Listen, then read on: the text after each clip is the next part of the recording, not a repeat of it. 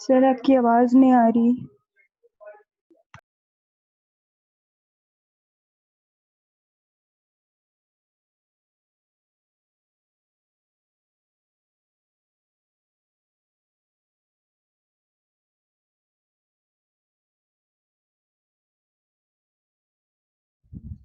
मैं अभी खामोश ही था, मैं खुद नहीं बोल रहा।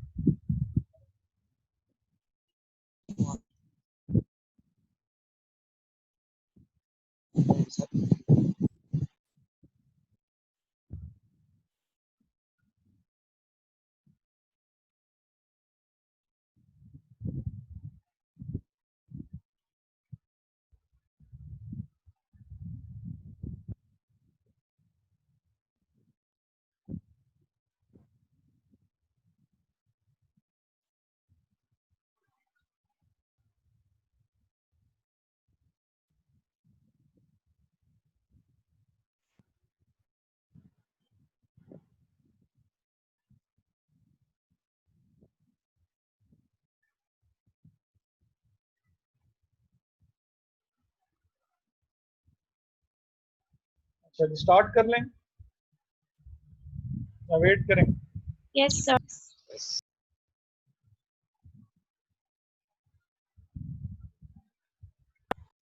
Yes sir. अच्छा जी, अब इन्होंने हमें ये बताया हुआ है कि ये 2-3 साल हैं जिसमें 2 सालों में ये मिस्टेक हुई भी है, 2010 में और 2012 में। ऑब्वियसली जो 2010 का क्लोजिंग स्टॉक है जिसमें गड़बड़ है, तो वही 2011 का ओपनिंग स्टॉक भी होगा, तो फिगर्स तीनों सालों में खराब होंगी।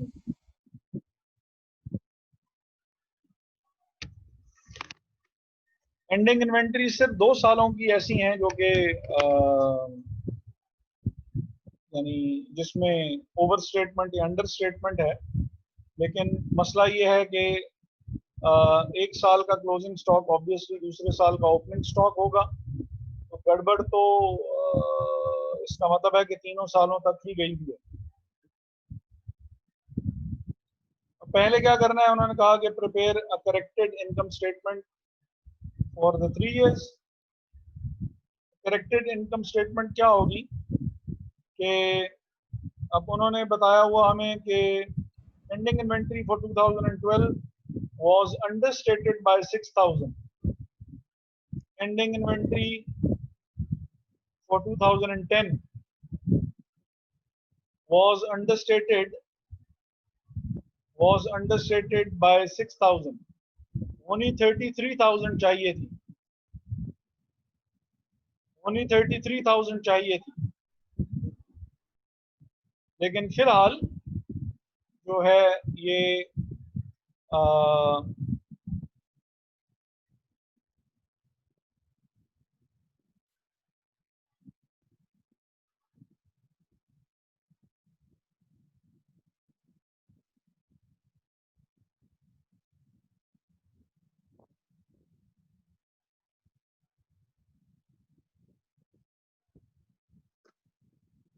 अच्छा, तो सबसे पहला काम हम ये करेंगे कि हम इस एंडिंग इन्वेंटरी को ठीक करेंगे। हम इसमें लिखेंगे add correction of A prior period error. अब ये जो प्रायर पीरियड एरर है, ये एक टेक्निकल टर्म है जो कि आप लोग जाके पढ़ेंगे जब आप FR2 में पहुंचेंगे। FR2 में ये IS 8 है जो कि इससे रिलेटेड है। तो एक ऐसा एरर जो कि जिस पीरियड में हुआ उस पीरियड में वो पकड़ा नहीं गया, करेक्ट नहीं हो सका, और वो लेटर स्टेजेस पे जैसे 2013 में जाके पता लगा इनको कि 2010 में मिस्टेक जो है वो हुई भी थी। ऑब्वियसली फिर जो पिछली फिगर्स हैं उनको भी हमें चेंज करना पड़ेगा। 1 मिनट के लिए एक्सक्यूज कीजिएगा, सॉरी।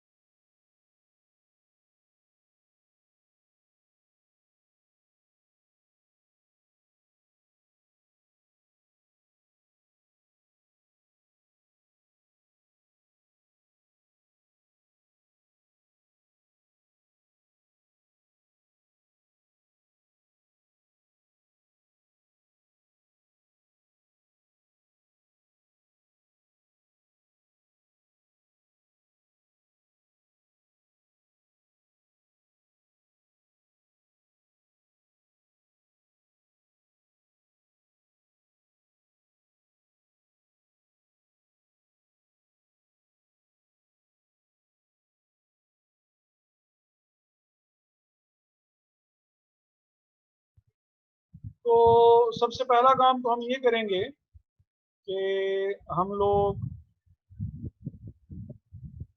जो प्रायर पीरियड एरर है उसकी करेक्शन करेंगे। 6000 से इसकी फिगर अंडरस्टेटेड थी, तो ये 6000 सबसे पहले तो इसमें ऐड किए जाएंगे। अब आपकी जो फिगर है क्लोजिंग स्टॉक की, वो क्लोजिंग स्टॉक की फिगर 27,000 से 33,000 पे चली जाएगी। तो 1,39,000 में से जब 33,000 आप माइनस करेंगे तो कॉस्ट ऑफ गुड सोल्ड 1,12,000 की जगह 106,000. Adjusted cost of good sold अब हमारे पास आ जाएगी 1,06,000। Excuse me, sir.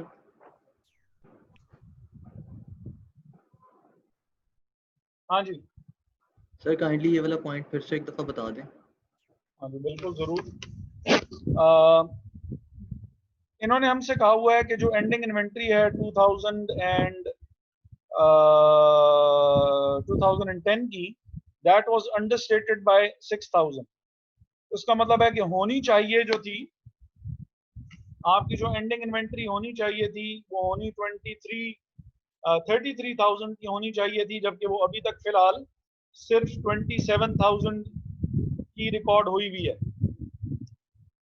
अगर आप ये माइनस के साइंस की वजह से अगर आप परेशान हो रहे हैं तो हम इस माइनस के साइन को हटा देते हैं। 27,000 की इन्वेंट्री रिकॉर्ड हुई भी है और ये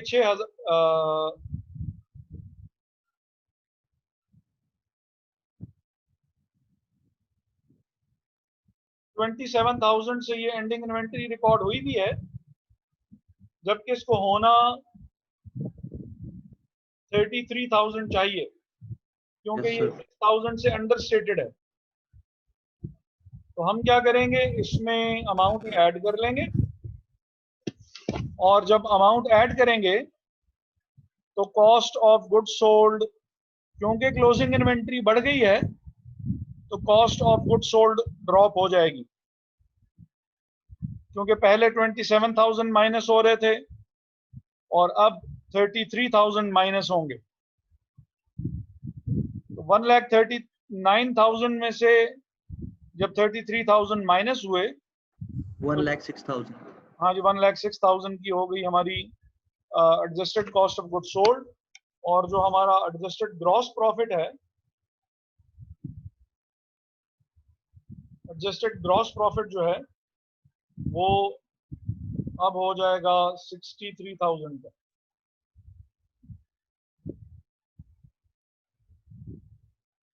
ऑपरेटिंग एक्सपेंसेस वही रहेंगे, तो नेट इनकम भी हमारी चेंज हो जाएगी, और वो कितनी आ रही है? 39. 39,000।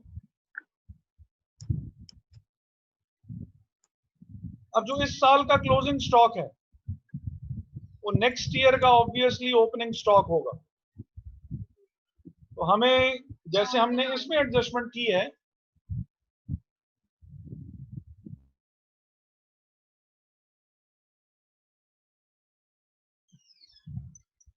जैसे हमने इसमें एडजस्टमेंट की थी क्लोजिंग स्टॉक में, इसी तरह की एडजस्टमेंट हम करेंगे ओपनिंग स्टॉक में, और उसको हम कहेंगे एडजस्टमेंट या correction of a prior period error. 27,000 में 6,000 जो है वो हमारे ऐड हो जाएंगे। तो जब 6,000 ऐड होंगे तो बिगिनिंग इन्वेंट्री 33,000 की हो गई, परचेजेस 1,08,000 आपने इसमें ऐड की, cost of goods available for sale कितनी हो गई? 141 से, और 1,41,000 में से ये 20,000 जो था ये बिल्कुल ठीक था। 121, 1 to 1 है.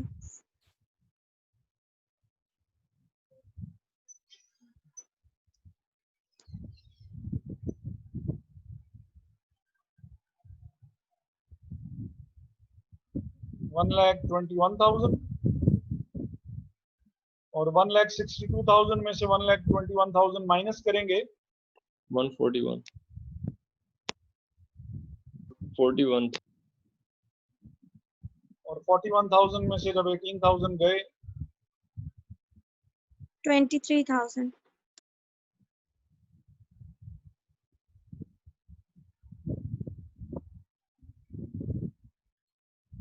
अब हमारा इस वक्त तक का हिसाब किताब तो सारा ठीक हो चुका है। एंडिंग इन्वेंट्री इसकी ओवरस्टेटेड है बाय 7,000 2012 की एंडिंग इन्वेंट्री ओवरस्टेटेड है। लेस करेंगे सर 7,000 अब जो होगी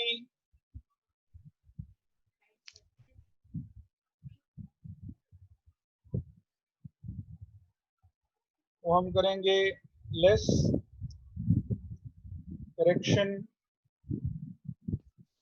of A prior period error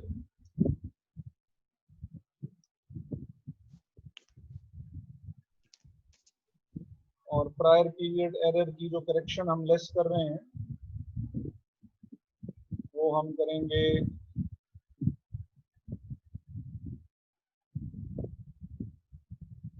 -7,000 sir Or -7,000 नहीं minus 7,000. माइनस 22 हो जाएगी। साइन इग्नोर कर दें तो इसको प्लस कर दें, साइन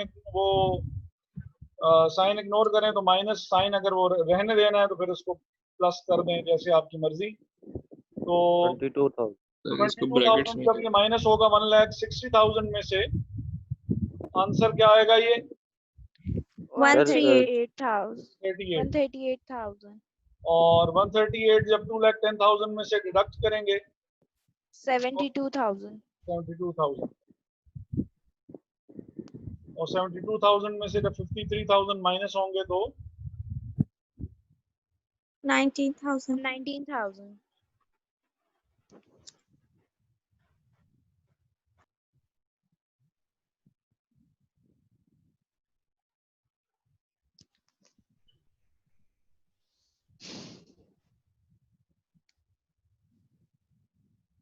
एक तो हमने ये काम करना था कि करेक्टेड इनकम स्टेटमेंट बनानी थी 3 सालों की, और फिर बताना है कि state whether each year's net income before corrections is understated or overstated and indicate the amount of understatement or overstatement। ये वही चीज है जो कि हमने थोड़ी देर पहले डिस्कस भी की है। अभी तो जरूरत नहीं। जी क्या चीज? Sir background noise.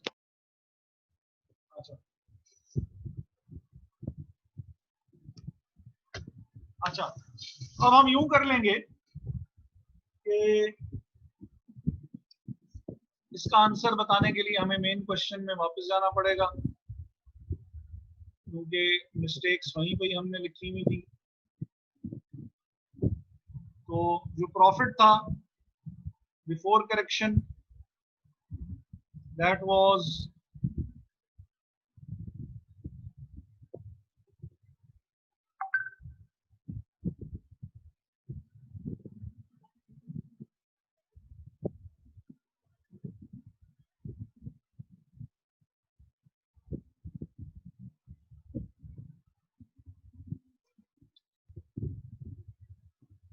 जो प्रॉफिट था हमारे पास वो था 26,000।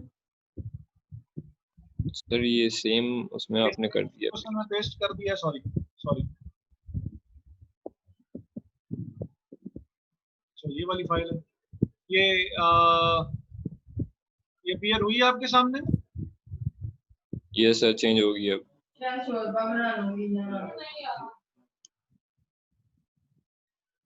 तो जो करेक्शन से पहले हमारे पास जो प्रॉफिट था वो था 26,000, 29,000 और 33,000,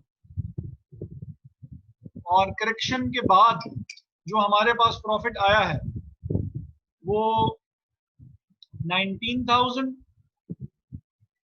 23,000, और जो ठीक वाला है उसको हम ग्रीन कर देते हैं, जो गलत वाला था उसको हम रेड कह देते हैं। तो ये फिगर्स ठीक नहीं थी। तो 2010 का की जो नेट इनकम थी that was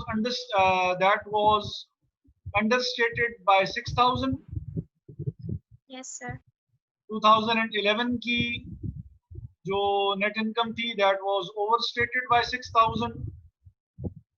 और 2011 जो है, जो हमारा लास्ट ईयर है, 11 है कि 12 है, जो भी है, उसका जो नेट इनकम है वो ओवरस्टेटेड है 7,000 से। 7,000. क्लोजिंग स्टॉक की जो वो होती है, क्लोजिंग स्टॉक की जो वैल्यूएशन है बहुत इंपॉर्टेंट है। और अगर इसमें मिस्टेक हो, अगेन जानबूझ के हो या बगैर जानबूझ के हो,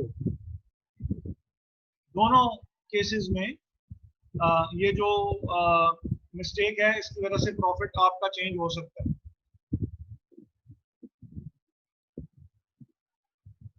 यहां तक की कोई बात जो समझ में ना आई हो? No sir.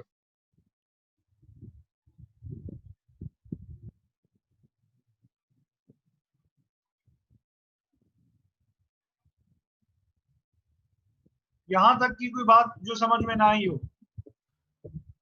Sir, आ गई है समझ. Yes sir.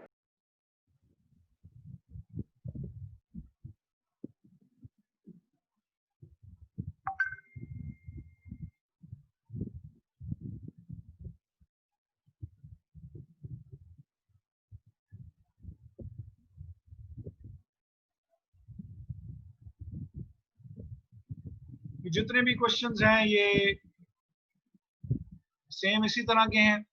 ये वाला जो 29th क्वेश्चन है,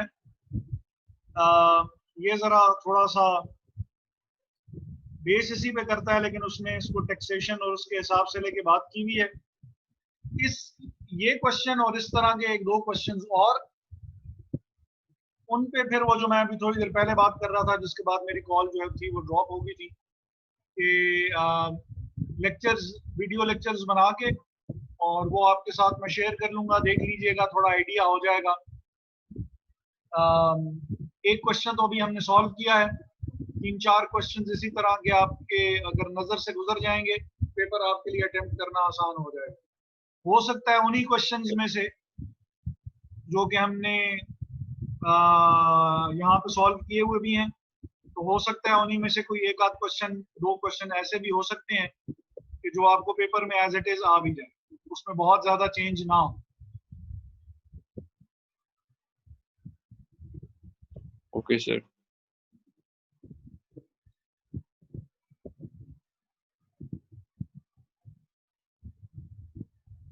एनआरवी क्या चीज होती है?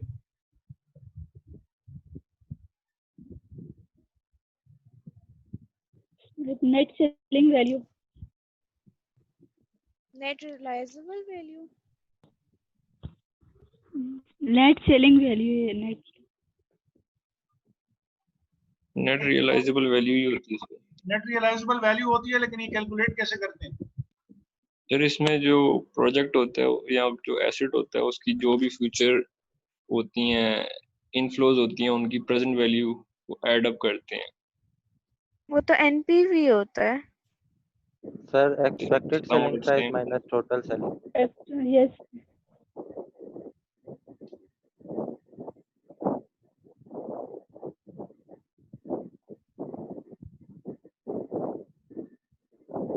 सिर्फ 1 मिनट के लिए मैं जहां मैंने ये सारा कुछ लिखा हुआ है मैं वहां से कॉपी कर लूं ओके और सर। आप लोगों के साथ में, क्योंकि फिर मुझे इतना ज्यादा कुछ लिखना ना पड़े। सर ये वही वाली तो नहीं है जो इम्पेयरमेंट में पढ़ी थी हमने? इम्पेयरमेंट में जो थी वो और चीज थी। Okay sir.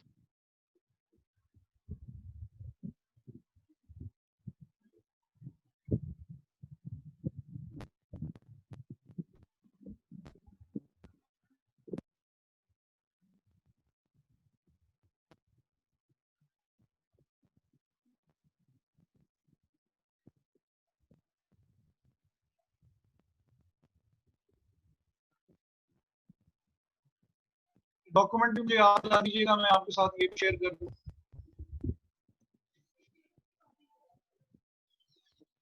अभी कौन सी स्क्रीन अपीयर हो रही है, वो जो जहाँ पे हम फंक्शन कर रहे थे वो वाली या दूसरी है कोई? Sir Yes, book sir. वाली स्क्रीन शो हो रही है कौन सी वाली? सर, जिसमें बुक के क्वेश्चंस दिए हुए हैं।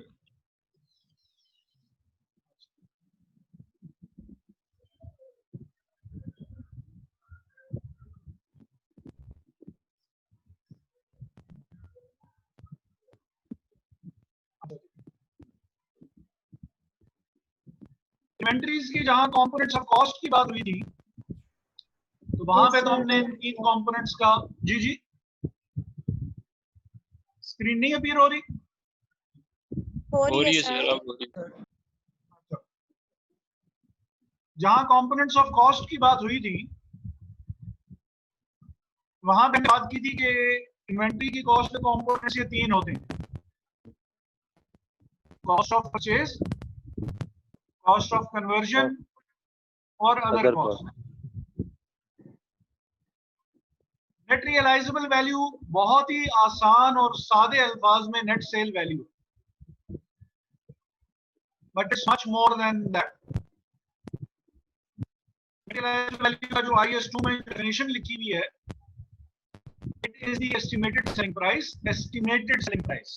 not the actual selling price, estimated selling price, less the estimated cost of completion। अब ये क्या चीज होती है, ये हम थोड़ी देर में देखते हैं। less the estimated cost necessary to make the sale, ये टेक्निकल डेफिनेशन है जो कि स्टैंडर्ड में गिवन है। आमतौर पे जब आप प्रोडक्ट सर सेल आवाज करते कट हैं, रही है। आवाज क्या हो रही है? सर आवाज कट रही है। सर कट रही है आवाज. थोड़ी देर के लिए मैं रुक जाता हूँ।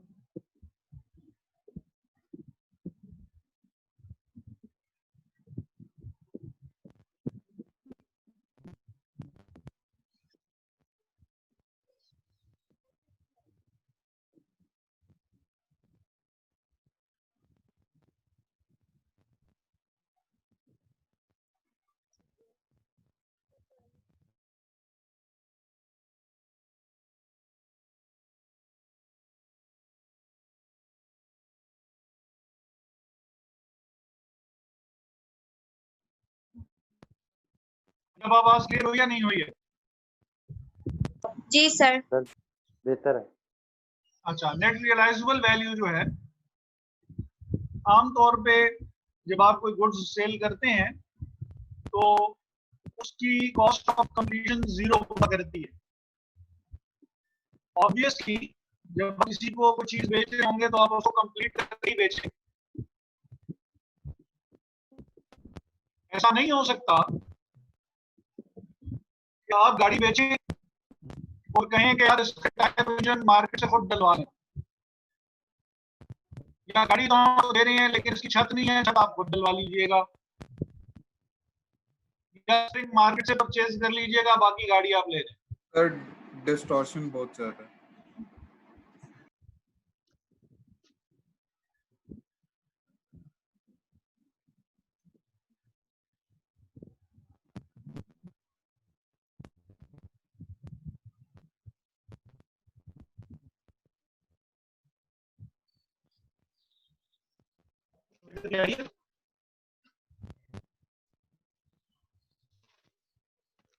कुछ बेहतर हुआ?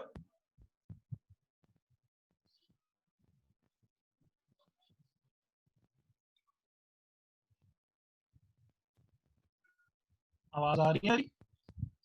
सर आ रही है लेकिन वैसी ही है. ब्रेक हो रही है? और पहले से ज्यादा खराब हो गई है। ओहो,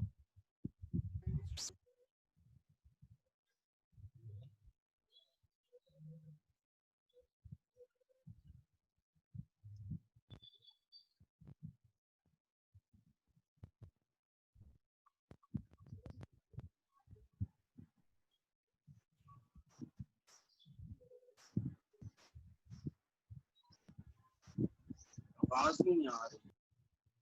फिलहाल तो मैंने बोलना बंद किया हुआ है। मैं वेट कर रहा था कि अगर कोई आवाज थोड़ी सी बेहतर होती है या बाज दफा वो बीच बीच में ड्रॉप होती है और बीच बीच में ठीक हो जाती है, तो मैं जरा वेट कर रहा था कि वो थोड़ा ठीक हो जाए। सर अब बेहतर है। सर बेहतर है अभी आप? ठीक है, अच्छा अभी ठीक आ रही है। अच्छा, चलें जी, फिर तो हम स्टार्ट कर लेते हैं बात को कि यूजुअली क्या होता है कि जो कॉस्ट ऑफ कंप्लीशन होती है, चीज आपकी प्रोड्यूस जब आप करते हैं तो वो बिल्कुल रेडी टू सेल हालत में होती है और आपके लिहाज से वो कंप्लीट हुआ करती है। आमतौर की बात मैं कर रहा हूं, तो इस वजह से जो एस्टिमेटेड कॉस्ट ऑफ कंप्लीशन होगी वो जीरो होगी। डेफिनेटली आपको चीज सेल करने के लिए उसकी कोई पैकेजिंग, उसकी शिपिंग, उसकी एडवर्टाइजमेंट वो करनी पड़ेगी तो चीज बिकेगी। सेल फोन लेने जा रहे हैं तो भाई इसकी स्क्रीन कौन सी है, रैम कितनी है, स्टोरेज कितनी है, कैमरा कैसा है, एंड्रॉइड कौन सा वाला इसमें इंस्टॉल हुआ है, 9 इंस्टॉल हुआ है, 10 इंस्टॉल हुआ है, कौन सा इंस्टॉल हुआ है, वगैरह वगैरह। तो वो आप बताएंगे लोगों को तो लोगों को ये जरा होगा कि यार ये चीज जो है वो परचेज भी हमें कर लेनी चाहिए। तो चीज को बेचेंगे तो 100 रुपीज मिलेंगे, दी एस्टिमेटेड सेलिंग प्राइस, और माइनस उसको सेल करने के लिए जो कि necessary estimated cost necessary to make the sale, जिसमें एडवर्टाइजमेंट्स और ये सारी आ गई, वो आप माइनस करेंगे तो फिर चीज आपकी 95 रुपीज बेच के फाइनली आप जेब में आएंगे। चीज को बेचने के बाद 95 रुपए आपकी जेब में बच के वापस आ जाएंगे। अगर कोई चीज डैमेज हो जाती है तो फिर ऑब्वियसली उसकी जो ये जो एस्टिमेटेड कॉस्ट ऑफ कंप्लीशन है ये फिर बीच में इन्वॉल्व हो जाती है। मसलन से नोट 7 जो था उसमें जब वो चार्ज करते थे तो कॉस्ट हो जाता था, तो उसके लिए फिर ये है कि उनको वो तो खैर उन्होंने प्रोडक्ट ही डिसकंटिन्यू कर दी थी, बहुत ही शदीद तरीन एक्सट्रीम केस हो गया था। वरना आमतौर पे ये होता है कि जितनी भी प्रोडक्ट फिर आप जो होती है उसको आप रिकॉल करके और उसको ठीक करके और दोबारा मार्केट में आप न्यू एंड इम्प्रूव्ड का टैग लगा के दोबारा भी बेच सकते हैं। लेकिन जो मेन चीज है जो आपने बस ज़हन में रखनी है वो net realisable value, net sale value. चीज को बेच के जितने भी खर्चे उसको बेचने के ऊपर आए होंगे वो माइनस कर लेंगे और जो अमाउंट होगी वो आप अपने पास संभाल के रख लेंगे। सर इन्वेंट्री जी जी, इसको इसको मार्केट वैल्यू भी कह सकते हैं। मार्केट वैल्यू तो खाली सेलिंग प्राइस होगी। नेट रियलाइजेबल वैल्यू में से ये दो माइनस करेंगे तो ये चीज आएगी आपके पास। Market value is just the selling price. Okay sir. अच्छा, तो इन्वेंट्रीज जो होती हैं they are carried at lower of cost और NRV in the balance sheet. और ये वो अकाउंटिंग प्रिंसिपल जिस पे ये बेस करती हैं इन्वेंट्रीज, वो अकाउंटिंग प्रिंसिपल जो है वो प्रूडेंस या कंजर्वेटिज्म है। प्रूडेंस या कंजर्वेटिज्म एक बात। दूसरी बात कि कॉस्ट और नेट रियलाइजेबल वैल्यू का ये जो कंपैरिजन होता है ये आइटम टू आइटम बेसिस पे किया जाता है। कंप्लीट इन्वेंट्री पे इसकी एप्लीकेशन नहीं होती है।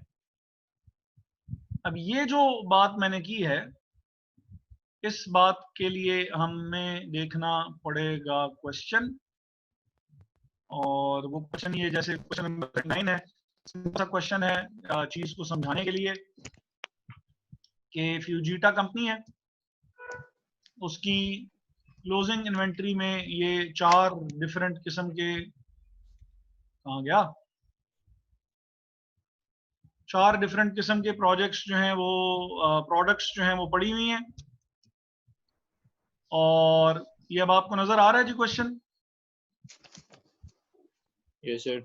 अच्छा यस सर। अच्छा जी, अब ये उनकी वो है कॉस्ट बताई हुई है और मार्केट वैल्यू बताई हुई है। यानी मार्केट वैल्यू मींस कि ये उनकी सेलिंग प्राइस है जो यहाँ पे हमें बताई हुई है।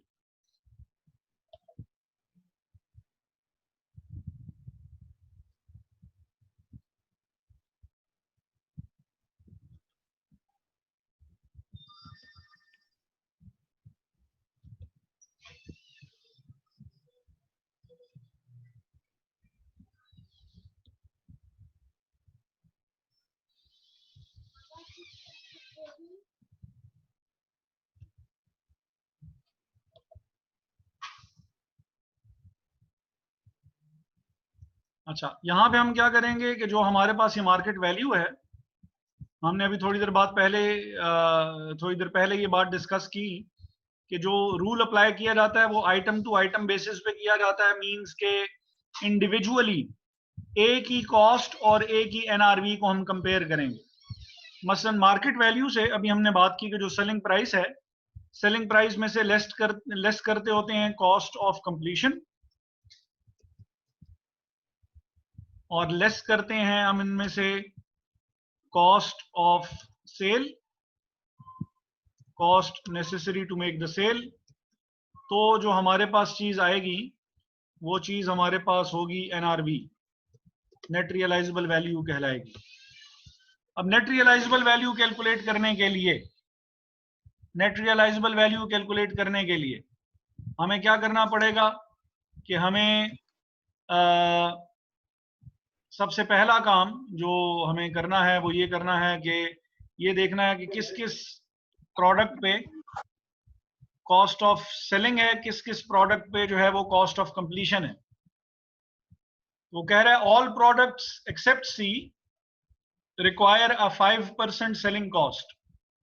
प्रोडक्ट सी के अलावा, मींस प्रोडक्ट ए की बात कर रहा है, बी की बात कर रहा है और डी की बात कर रहा है, प्रोडक्ट सी की बात वो नहीं कर रहा। प्रोडक्ट सी के अलावा जो 3 प्रोडक्ट्स हैं उनके ऊपर 5% सेलिंग कॉस्ट लगेगी। इसका मतलब है इसकी भी कोई कॉस्ट ऑफ कंप्लीशन नहीं है, इसकी भी कोई कॉस्ट ऑफ कंप्लीशन नहीं है और इसकी भी कोई कॉस्ट ऑफ कंप्लीशन नहीं है। कॉस्ट ऑफ सेल्स जो है वो 5% है सेलिंग प्राइस का, ये हो जाएगा 15,000। सर हाँ जी, सर उसने कहा है कि एक्सेप्ट सी, हाँ जी, मतलब नहीं होगा सिर्फ सी कोई 5% सेलिंग कॉस्ट नहीं है, बाकी सब की है। हाँ जी, हाँ जी। तो सर फिर इसका मतलब सी पे 0 लगेगा, बाकी सब पे तो कॉस्ट आएगी। सी की जो है वो इन पे सेलिंग कॉस्ट लग रही है, इसकी सेलिंग कॉस्ट 0 है। All products except C require a 5% selling cost. तो सी की कोई सेलिंग कॉस्ट नहीं है, बाकियों की है। जैसे इसी तरह product C would require an additional expenditure of 10,000 in order to fetch the market price presented above। इसके ऊपर 10,000 लगाने पड़ेंगे तो मार्केट वैल्यू इसकी मिलेगी। किसी को ये बात समझ में ना आई हो? सर हाँ जी, ये सेल प्राइस जो है आपने 5% ये कॉस्ट में से आपने क्यों नहीं निकाली, मार्केट वैल्यू से क्यों निकाली? देखिए जो सेलिंग प्राइस होती है उसी के ऊपर आपकी एडवर्टाइजमेंट और वो माइनस होगी ना। ये चीज प्रोडक्ट कॉस्ट में तो ऐड नहीं होगी। प्रोडक्ट कॉस्ट में सेलिंग ओवरहेड्स और एडमिनिस्ट्रेशन ओवरहेड्स तो नहीं ऐड होते हैं ना अब्दुल्ला। ये 3 चीजें हैं ना यार इसमें। एक तो ये है कॉस्ट ऑफ परचेज है, कॉस्ट ऑफ कन्वर्जन है और अदर कॉस्ट है। सेलिंग और एडमिनिस्ट्रेशन ओवरहेड्स जो होते हैं वो कंपोनेंट्स ऑफ कॉस्ट में नहीं होते हैं, इस वजह से हमने उसकी परसेंटेज भी नहीं ली। सही है सर, सही। अच्छा, तो ये 2,85,000 हो गई।